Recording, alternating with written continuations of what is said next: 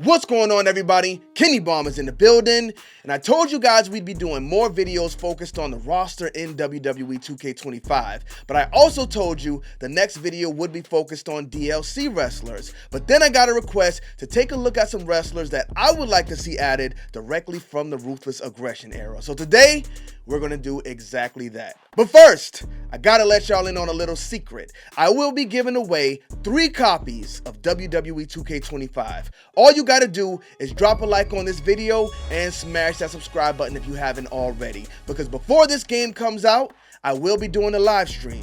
And during that live stream, we will be picking our 3 winners. Now let's get into it.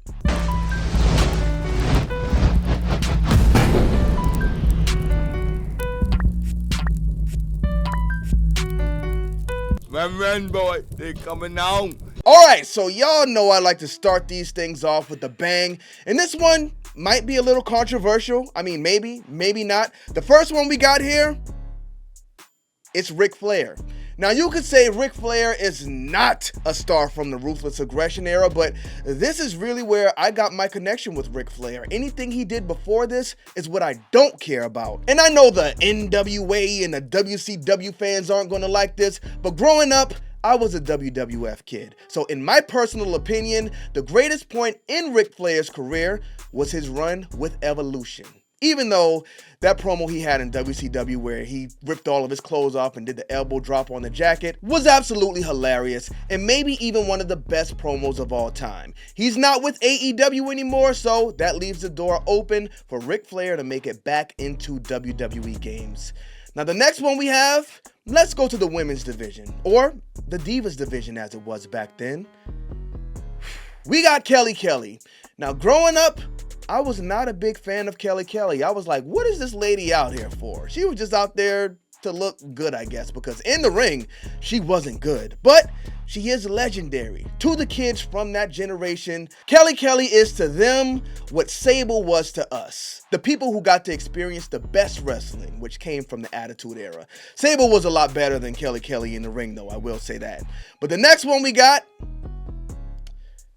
Chris Masters. What do y'all know about Chris Masters? Now, we had 2 versions of Chris Masters. There was the one where he first debuted and he was putting everybody in the master lock when this guy was just jacked, looking like a superhero. And then he got fired or left WWE for some reason and he came back a lot smaller. I think the guy had to be on some sort of the juice, but you know what? Chris Masters, still legendary. That master lock is one of the best submissions in wrestling, if you ask me, even up until this day. So I think he is not a legend, but everybody's not going to be a legend. So let's take some time to at least honor some of the lower class wrestlers who left an impact on our brains. Speaking of some of the lower class wrestlers who left an impact on our brains, what do y'all know about Paul Burchill? Now, I don't remember one match this man had, but I do remember that entrance. And I do remember that entrance in WWE games. One of the best of all time. This man came swinging down on a rope.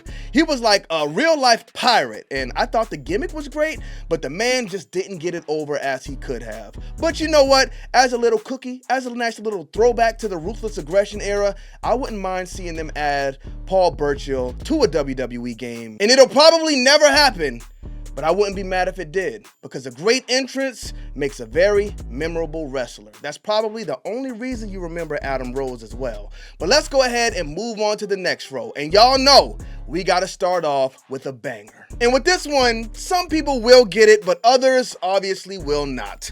Because the next one we got here is absolutely a banger, and his name is Mordecai.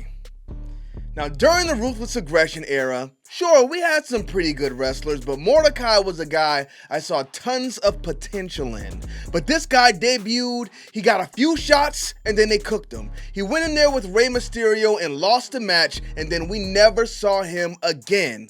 Well, we kind of saw him again. He came back as Kevin Thorne, but that's who we don't care about. And apparently he was supposed to have a match with The Undertaker. That's what they were kind of building this guy up for, and that's something I would have loved to have seen.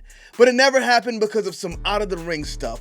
I don't remember the story, but Mordecai got cooked because of it, and I hate to see it. So, while he's not a legend because he didn't get a chance, I would love to see some type of parody or something where Mordecai makes it onto a WWE roster. Now let's go ahead and move on to another woman. Divas division, we got Layla L. Now last year, Michelle McCool made her way back onto the roster in WWE 2K24, but Layla was left out. I believe after that, Layla did say she wanted to do some more work with WWE, so it's absolutely possible that she makes her way in here. Now when it comes to the tag team, Lay Cool, I think these two girls were kind of like the start of these women actually putting on good matches because they were actually really good. Now, could they hold a candle to the Charlottes, the Sashas, the Beckys, and the Baileys? Absolutely not. But you gotta start somewhere, and I think Lay Cool was a great start leading into the women's revolution. Big shouts out to Trish Stratus and Lita as well. You can't leave them out because they kind of started it all. Now, let's go ahead and move on to the next one. Whew, we got Eugene. Now, Eugene is a character that got me. You know what? At this point, I knew wrestling wasn't real. I knew it was all storytelling, but when Triple H and the guys used to pick on Eugene, I was like, come on, y'all. What are we doing? This man played his part very well, but unfortunately, being put in this gimmick, it's really no way you can recover from it and move forward with your career. So after the gimmick got tired, we never really saw Eugene again. So, legendary was his performance. I wouldn't mind seeing him back in a WWE game. I don't know if it would work these days though, because people are pretty sensitive, so I don't know. Now the last one we got on this list, and I better not get no pushback on this because this man is legendary. For one reason. The French Tickler. Now, Rene Dupree is a guy who I thought was going to the moon. Rob Conway, we don't care about, but Rene Dupree was a superstar. I don't know what happened to this man. I have no idea what the backstage stuff was and why he actually left WWE, but I feel like he looked like a star. He had a great performance, but I guess he just didn't have that ruthless aggression because he didn't make it as far as he should have. But there's a lot of wrestlers who pull off dance moves, and a lot of them we can't take serious. But we took the French Tickler serious, so he deserves a spot. Now we're on to our last row. And this first one we got in here is actually a People's Choice pick because I didn't think this man was good. We got the Great Khali. This man got more from wrestling than he ever should have. And you know what? Big shouts out to him because he was a very big man. And when you're big like that, I'm sure it's kind of hard to work with these other wrestlers, but he made it work. And he made it to the top. So give us Great Khali and give us the Punjabi prison match. That would actually be pretty fire. Last one we got here from the Divas division. We got Victoria. Now, when I was a young man, I had a thing for Victoria. I'm not going to lie to y'all, but she was actually another one of the women who was actually very good in the ring. Her finisher, still one of my favorite moves to this day. Now, there are some rumors going around saying that Victoria might have signed a little piece of paper with WWE, so it's very likely that we will see her in WWE 2K25, and I think she's going to be a very welcome addition, especially now that intergender matches are making a return because people will use her more in WWE 2K25 than they ever would have before. The next one we got here, Mr. Kennedy. Kennedy. Come on, man. Another guy who should have gotten that WWE championship. Now, I think there may have been some drama backstage with him as well because the guy was on a roll. He was on a hot streak. And then before you knew it, boom, he was gone. I think he went to TNA actually. Never caught his stuff over there because as I stated, growing up, I was strictly a WWE guy. So hate to see it from Ken Anderson. Hopefully, one day we can see him back in a WWE game again because I think while it didn't last long, he was a pretty important piece to the Ruthless Aggression era. So hopefully we get to show him some love at least one more time in a WWE game. And the last one we have here today, this was tough. There are a lot of wrestlers I wanted to put on this list, but the problem is some of them are with AEW and we just can't do it. But the one I'm going to go with, it's going to be Gene Snitsky. It's not my fault.